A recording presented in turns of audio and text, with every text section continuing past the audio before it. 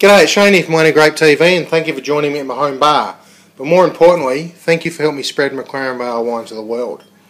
Today, I treat for myself a sparkling Shiraz. Now, I think a good sparkling Shiraz is just one of the joys of life. Now, I really say that with a good sparkling Shiraz. There's a lot of sparkling Shiraz, sparkling red wines that are out there that are made into sparkling, so it's got a lot of extra sweetness and bubbles just to hide faults in the wine. I'm talking about serious wines here, and that are made to put bubbles in. Sure, there's a little bit of liqueur added, so there is some sweetness in there, but not overly sugary at all, like some of those sparkling red wines can be. And today I opened a bottle of the Foggo Road Black Myriah. It's a non-vintage wine.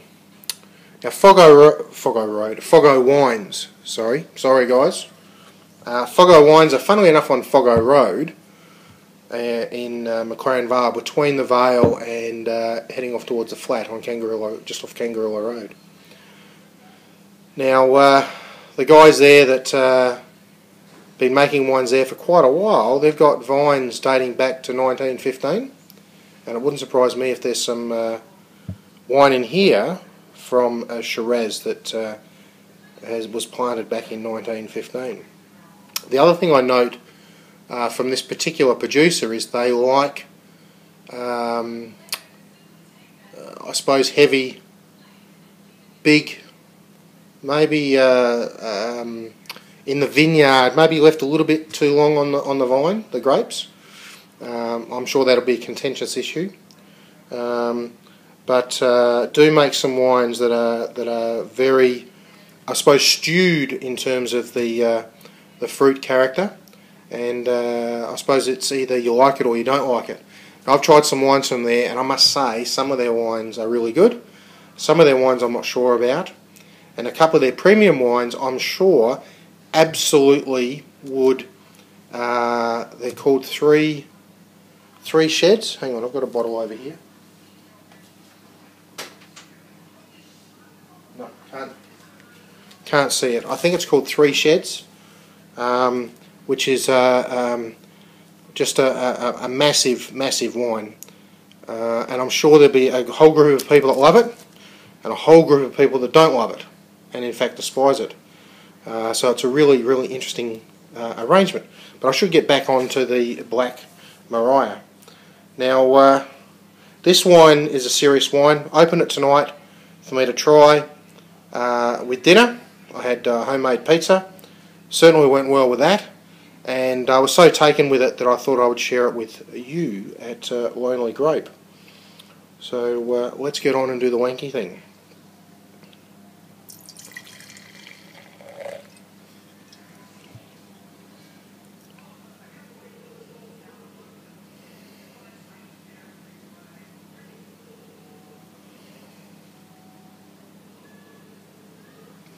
Now, I suppose the best way to describe this is heavy, concentrated fruit aromas.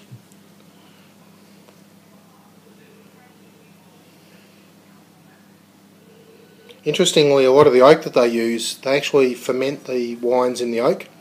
They actually take the end of the barrel off, ferment it in the oak.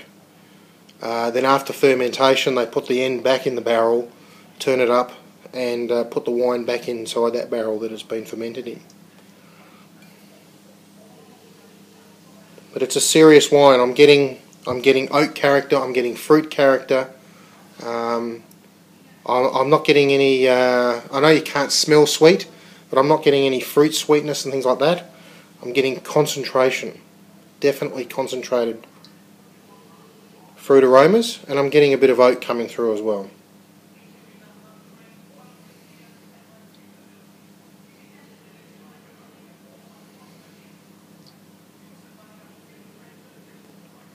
A few spices coming through, a bit hard with the carbon dioxide coming through as well to really pick out what those spices are. I suppose it's a bit of a cop out, but that's the way it goes for me. But it smells thick, it smells concentrated. And there's oak here, so this is a serious, serious wine.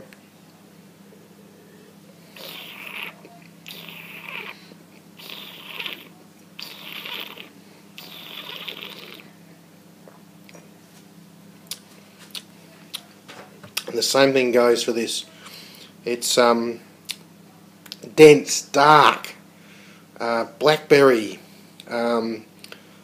dark cherry, dark plum, dark everything coming through.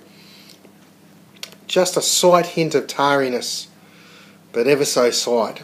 And I think they've got the amount of liqueur in this wine just right, because if there was too much liqueur, it would be sweet. And if there was not enough, I think that tarriness would come through. There's plenty of acid in this wine because the palate is cleansed straight away. And it's definitely, my mouth is watering, it's definitely saying, I want more of this wine.